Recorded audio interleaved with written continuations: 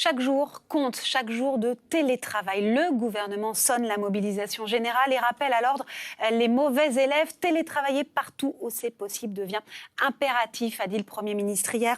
On en parle avec notre invité. Et notre invité, c'est Yves Verrier. Bonjour, vous êtes Bonjour. le secrétaire général de Force ouvrière. Merci d'être avec nous dans le 10h30, 13h. Il y a clairement un relâchement du télétravail. On l'a vu dans les études récentes commandées par le ministère du Travail. C'est la faute à qui ? Aux patrons ? Aux salariés ? La faute à quoi ? Ce n'est pas vraiment un relâchement. Tout le monde a en mémoire qu'à la sortie du premier confinement, où là, la règle, ce qu'on a appelé le télétravail, qui avait été brusquement envoyé à domicile tous ceux qui pouvaient travailler à distance ou être censés travailler à distance depuis leur domicile. Donc on l'a fait massivement parce que l'impératif était celui de la santé publique, évidemment. Mais on sait que quand on est sorti de cette situation, on s'est aperçu que après peut-être un engouement un peu au départ, très vite, l'isolement, les difficultés d'organisation, parce que ça n'était pas du tout préparé, y compris en termes de surcharge de travail, de difficultés de séparer la vie privée et vie professionnelle, avec qui plus est à l'époque les écoles fermées, les enfants à l'école. Il ne faut pas oublier non plus que pour beaucoup, il y a la question de l'environnement, des conditions de travail proprement dites. Quand on est à domicile et qu'on a un petit appartement, qu'on ait un ménage avec éventuellement des enfants, deux éventuellement à télétravailler, ça n'est pas la même chose qu'un cadre qui dispose d'une résidence secondaire avec un espace organisé. Donc, vous êtes plutôt favorable à cette accélération, cette reprise en main pour qu'il y ait plus de télétravail, ou vous dites attention danger ? C'est une contradiction, si vous voulez. On est pour préserver prioritairement la santé de la population en général, des salariés en particulier. Bien sûr, mais ça veut dire quoi dans ce contexte ? La question du confinement, elle avait été acceptée à l'époque. Les gestes barrières sont acceptés. On met tous des masques en permanence, qu'on n'imaginait pas il y a encore un an de cela. Donc la question, elle est évidemment cette priorité. Maintenant, oui, mais il y a la santé psychologique des salariés. On sait que si on doit télétravailler, il faut que ce soit possible à tout point de vue. Et quand on dit un poste télétravaillable, c'est là-dessus que j'attire l'attention, c'est-à-dire qu'un poste, il est télétravaillable du point de vue du bureau, de l'organisation, si vous êtes équipé avec le matériel, la connexion, etc. Mais il faut qu'il soit télétravaillable pour le salarié lui-même. C'est-à-dire, je reviens aux conditions qui sont les vôtres à votre domicile éventuel. Donc, il faut qu'on lui paye aussi ces frais-là d'électricité, d'Internet. Alors, justement, on a négocié, on a réussi, ça n'a pas été sans mal, à convaincre les organisations d'employeurs de négocier un accord national interprofessionnel qui prévoit notamment que, y compris dans les circonstances exceptionnelles où le télétravail devient une prescription d'ordre public, c'est vers cela qu'on va.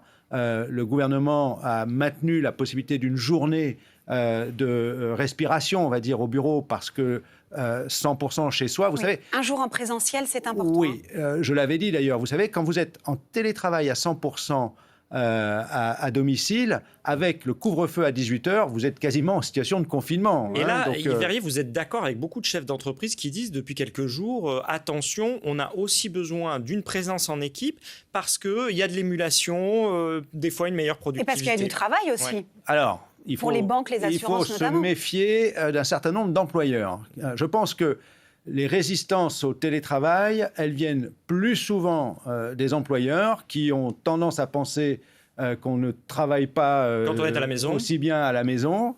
Les études prouvent le contraire. Oui, et c'est là qu'il faut faire attention. C'est pour ça qu'il faut que ce soit mis en place. Alors, je vous parlais de l'accord que nous avons négocié à la fin de l'année. Cet accord sur la question des frais professionnels prévoit que, y compris en cas de circonstances exceptionnelles, c'est-à-dire imposées par des prescriptions d'ordre public, la question de la prise en charge des frais induits par le télétravail, c'est le principe, revient à l'employeur. Donc ça demeure. Et les modalités, les dispositions de l'accord que nous avons négocié doivent s'appliquer, c'est-à-dire que les modalités doivent faire l'objet, si possible, d'une négociation. Nous incitons nos délégués à se saisir de la négociation collective dans l'entreprise pour justement s'assurer que les conditions du télétravail, y compris dans les circonstances exceptionnelles où il faut maximiser le télétravail, se fassent dans les meilleures conditions du point de vue des salariés et des conditions de travail. Alors la discussion, Elisabeth Borne, elle va l'avoir, la ministre du Travail, avec les secteurs qui sont pointés du doigt, clairement, les banques, les assurances, l'information, l'audiovisuel. L'État a sa part aussi à faire, l'administration publique. Est-ce que juste discuter, remonter les bretelles, ça suffit, ou il faut contraindre, selon vous ?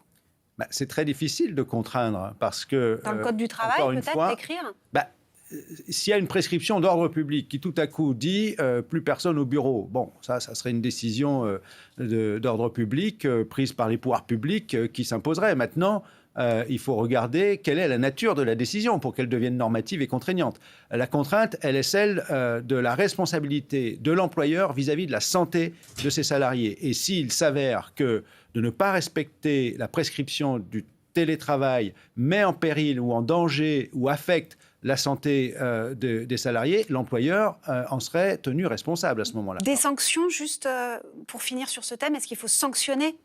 Non, je pense que ce qu'il faut obtenir, c'est que les employeurs mettent à disposition les moyens nécessaires pour travailler dans les meilleures conditions en télétravail à domicile et qu'on tienne compte au maximum. Et ça, le dialogue social est essentiel en termes d'aménagement de la journée de travail. Il faut tenir compte que si on n'a pas l'espace chez soi pour travailler dans de bonnes conditions, on ne sera pas aussi productif. Donc, il faut absolument imposer le droit à la déconnexion. Ça, c'est impératif, qu'on se sépare bien, et a fortiori quand on est en période de vacances scolaires où les enfants se retrouvent à la maison. Yves Verrier, on le voit, les salariés sont inquiets pour leur quotidien. Ils sont inquiets aussi pour leur avenir et pour leurs emplois.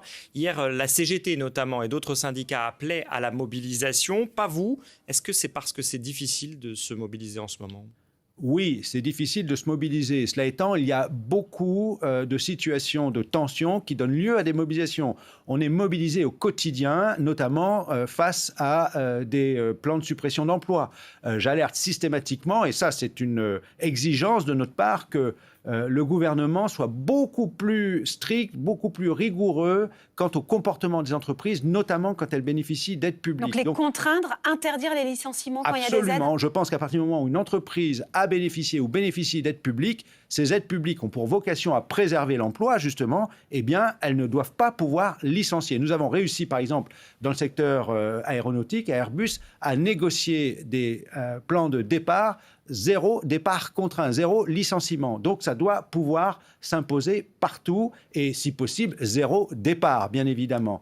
Par ailleurs, il y a des secteurs, l'éducation nationale était mobilisée parce que, on le sait, les circonstances, les conditions de la continuité de l'éducation, qui est importante pour les enfants également, du point de vue des contraintes sanitaires, génèrent des difficultés d'organisation de l'enseignement pour les enseignants. On manque de moyens, on manque d'effectifs. Donc ces gens-là sont dans la rue, mais pas vous. Il y a beaucoup de mobilisation et ce que j'ai souvent dit, moi, c'est qu'à un moment donné, on ne regardera pas les uns et les autres se débattre chacun dans leur coin. La solidarité interprofessionnelle doit pouvoir s'exercer, y compris par une mobilisation interprofessionnelle, mais il faut que les conditions soient réussies pour qu'elle ait un impact, qu'elle obtienne le résultat, qu'on fasse en sorte que justement ce que nous demandons, un contrôle strict des aides publiques, eh bien, on obtienne une réponse par une mobilisation qui soit la plus massive possible. Merci beaucoup Yves Verrier d'avoir répondu à nos questions dans le 10h30, 13h. Merci à vous qui nous regardez. Tout de suite un point sur la météo et on se retrouve avec Jean-Christophe.